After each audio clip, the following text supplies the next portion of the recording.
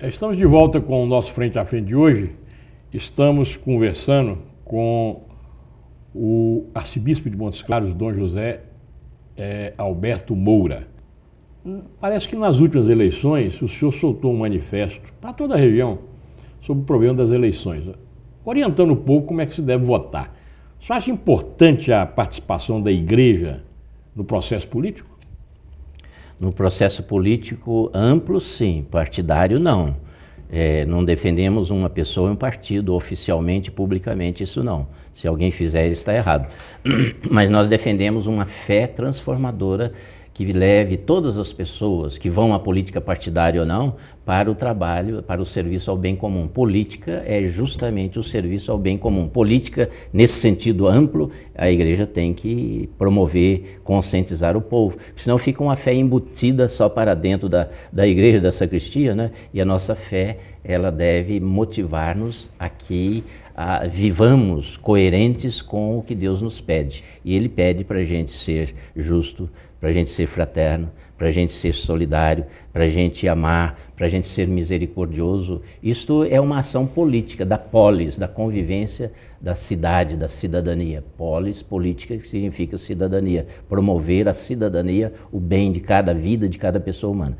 Então, a igreja como instituição, ela tem se preocupado muito com isso. E nós temos até a chamada doutrina social da igreja. Mas o senhor não acha, por exemplo, essas religiões protestantes têm crescido muito porque os pastores participam muito da política, inclusive... Política partidária. No Congresso, por exemplo, tem vários pastores. Agora, como a igreja não participa, isso não pode ser um dos motivos para essa queda de fiéis na Igreja Católica? Agora, nós temos que entender o que significa política partidária e políticos de partidos também, né? Se for a política para uma fisiologia, para buscar interesse para aquela religião, nós somos contra, né? Nós temos que buscar o interesse comum.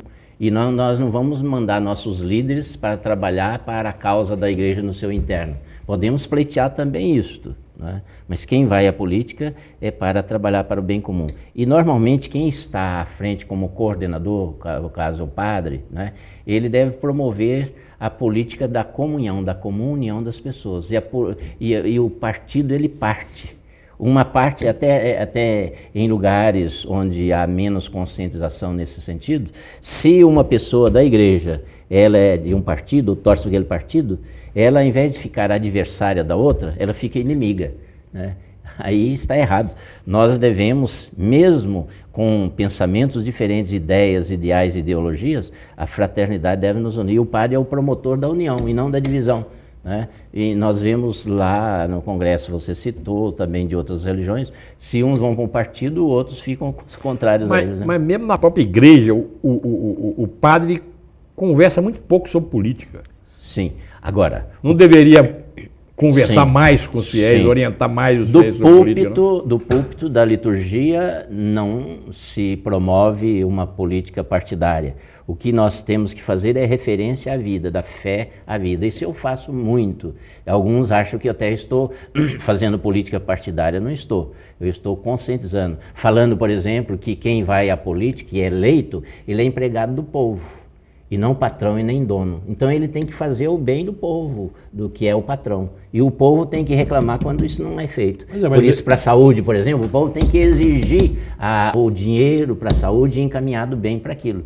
O dinheiro para promover a boa educação, o dinheiro para fazer estradas, o dinheiro para ajudar a segurança, né? Então, o povo tem que se manifestar. Então, o líder religioso, ele, no caso da Igreja Católica, nós temos isso como orientação, que o padre não deve ser candidato a cargos políticos partidários, porque senão ele parte a comunidade. Porque no meio dos católicos tem gente do PSDB, do PT, de mais não sei o quê, cada um com um partido. É bom que haja partidos. Aliás, deveria ter menos partido, porque os partidos temos demais, então eles não enfocam bem a sua ideologia. Então, nós temos muito partido de aluguel. De aluguel.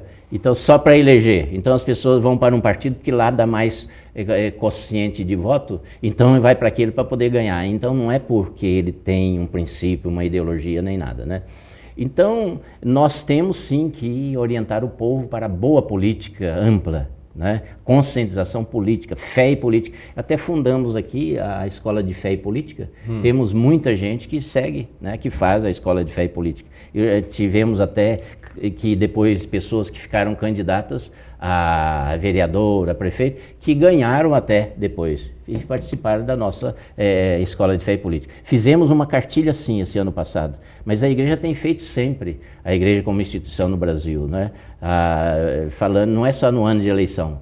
Esse ano, por exemplo, a CNBB, a Conferência Nacional dos Bispos do Brasil, de que eu participo, né? Ela também fez uma cartilha.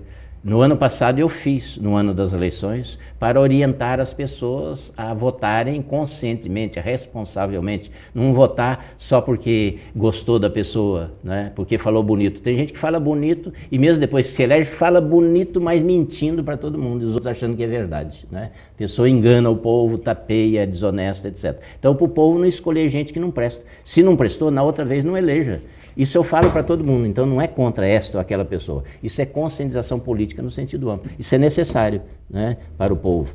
E o povo se conscientizar porque ele que é o patrão, é ele que é o responsável pela transformação social. Então ele tem que saber escolher pessoas. O vender voto, por exemplo, isso é um crime, né? Não pode.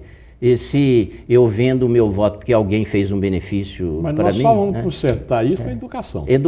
Educação em geral e educação específica política também, para saber conviver na cidadania. O senhor que veio de Uberlândia, que é uma cidade que tem há muito tempo uma sequência de bons prefeitos, uma cidade muito boa, é uma cidade inclusive ao concurso, né?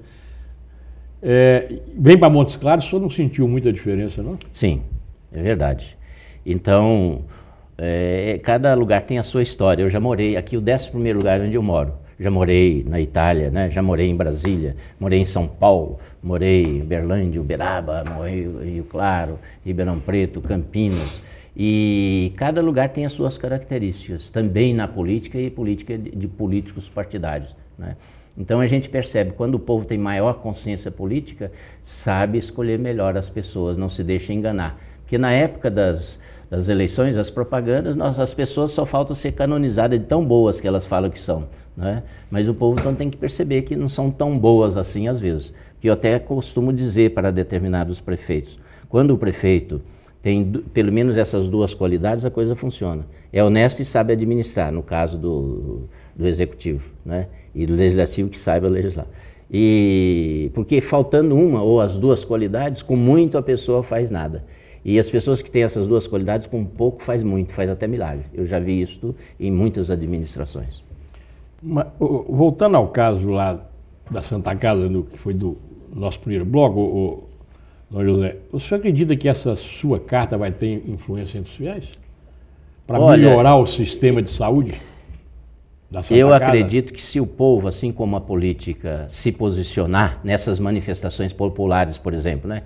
Eu não digo só aqui na cidade de Montes Claros, não, né? Porque a arquidiocese ela abrange 40 municípios, também de outros lugares, né? Também mando para os outros lugares, conscientização geral. Mas todo mundo vem aqui para a Santa Casa para assistir a saúde. Até eu vi gente da política aí que às vezes é contrária à Santa Casa, mas quando precisa de assistência de saúde é a Santa Casa que eles recorrem. Traz o eleitor todo para a Santa Casa. Traz o eleitor e ele mesmo também, né? Para a Santa Casa.